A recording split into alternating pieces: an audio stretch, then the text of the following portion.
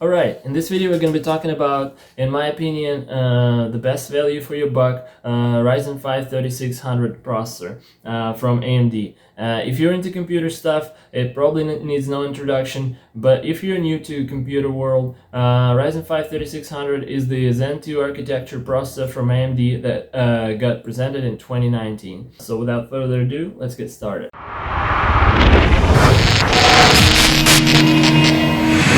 For many years, Intel has been your to-go manufacturer in terms of processors. You probably heard it so many times that it became a narrative.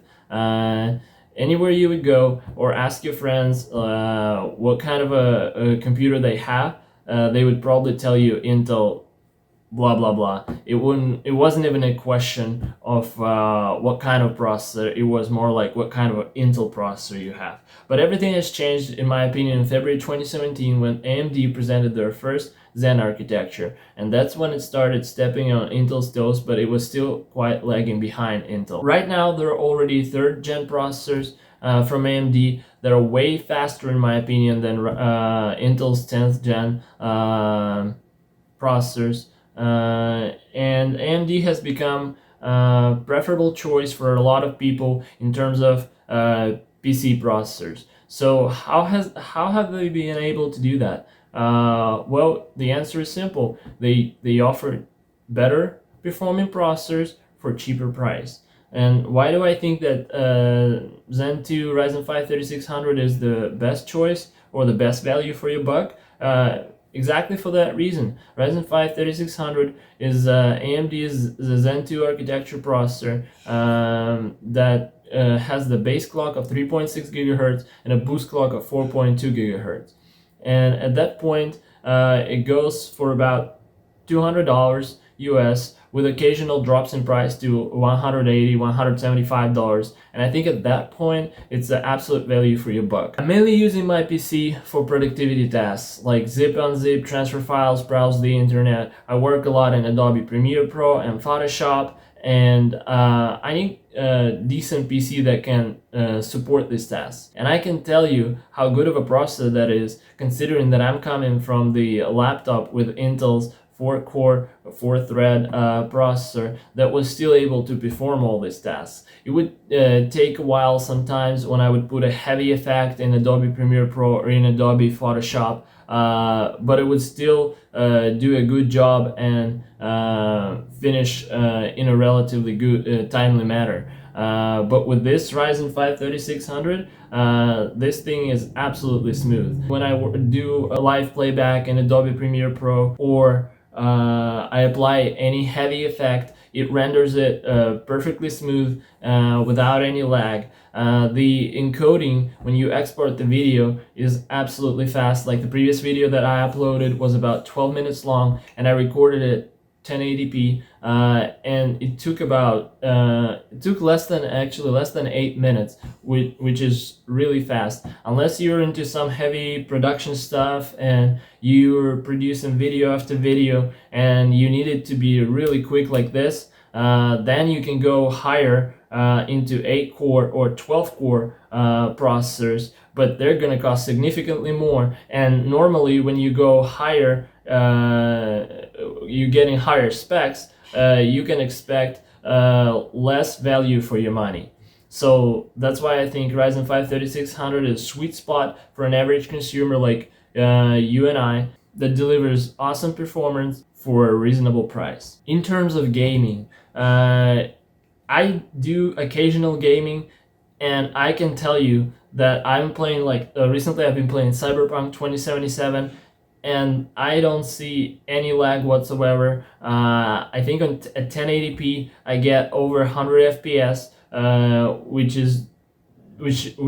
allows me to play really smooth without lag or anything like that, and I really enjoy that. Of course, right now AMD has the latest Zen 3 architecture, 5600X, which is also a 6-core 12-thread, but it goes for about $300, which is over 50 or over percent compared to Ryzen 5 3600. But in terms of games, it delivers on average 20% more FPS. So at this point in time, you're getting only 20% more performance for 50% more in price. Again, but it comes down to what you want from the processor. If you're looking into computing stuff, or to perform day-to-day activities like working with spreadsheets, working in Adobe Suite, or zipping, unzipping, transferring files, then here you have to look at the core count. The higher the core count, the better it's going to be, because these tasks require multi-core, better multi-core performance. But if you're looking at the games do not require that many cores. Games only don't normally they don't even need more than 4 cores. That's why 6 cores is more than enough, and that's why this is a really good value. But in the games, you would look at the higher clock per core. That's why Ryzen 5600X is an absolute beast right now, and because the boost clock on that processor, it goes up to 4.6 gigahertz, which is 400 megahertz higher than Ryzen 5 3600. But again, it costs 50% or more. So if you can afford that, or if you like latest stuff like I do, you can go ahead and try out 5600X. But I mean, I would love to get the 5600X or even 12-core processor, just because I enjoy that stuff and I like it. But sometimes it's just like my mind had to take over my emotions, and I chose this one, and I don't regret it a bit, because in my opinion it's still the best value for your buck. But if you want to try it out and you have extra budget for that, please go ahead and do so. 5600X is a great choice as well. And what about Intel? Well, Intel has the latest 10th gen 10400 series and 10600 series, which are also 6-core 12-thread processors that deliver slightly higher clocks per core, up to 4.3 gigahertz and 4.5 gigahertz respectively. But are they even better than 53600, the Zen 2 architecture from AMD? Well, if you look at the games, on average they would deliver slightly better performance in terms of FPS, but it would be like about 3 to 5% for 10400 or 10400F, and it would be about 5 to 10% for 10600 or 10600K. So not much for Intel here, but in terms of productivity, Ryzen 5 3600 is 8 to 12% faster in Cinebench test bench, and on average 8% faster in Premiere Pro, 8% faster in Blender, and it costs about the same. The price of the Intel 10400 is about $175 US at the moment, at the beginning of 2021, and the price of the 10400F is about $165 US.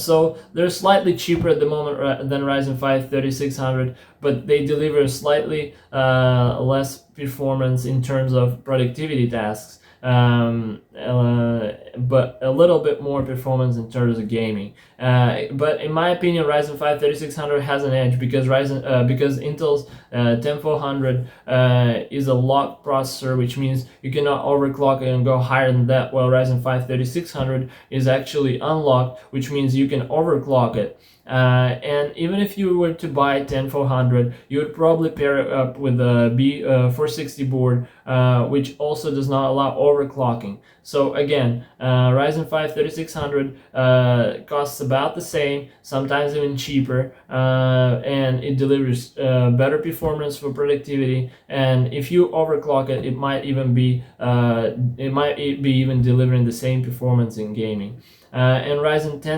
600 and 10600K costs $70 more. It goes for about $270 US. And in my opinion, the performance increase of 5 to 10% in gaming, and considering how Ryzen 5 3600 beats Ryzen 600 in terms of some productivity tasks, like including the Cinebench, test bench, including Adobe Premiere Pro, where Ryzen 5 3600 is actually 3 to 5% faster on average than Ryzen 10 600K. Ryzen 5 3600 is an absolute value, and I would not pay $70 more for less performance in terms of productivity. So that's why, in my opinion, Ryzen 5 3600, even though it's Zen 2 architecture, not the latest one, but it still delivers the best value for your buck that you can find on the market right now. And even though it does not deliver the highest frames per second compared to Intel or Zen 3 Ryzen 5 5600X, it's still the best value in terms of productivity, unless you need it for some heavy tasks or you want the absolute latest technology or the highest amount of cores with the highest clock. Then you can go ahead and check out 5600X. But other than that, I would just go ahead and take a look at Ryzen 5 3600, which in my opinion is the best value for your buck on the market right now. If you like the video, hit the like button and subscribe for more. I'm going to be coming out with more videos, and in the next video I'm going to be reviewing NVIDIA's 3060 Ti. Thank you so much for watching, and I'll see you in the next one.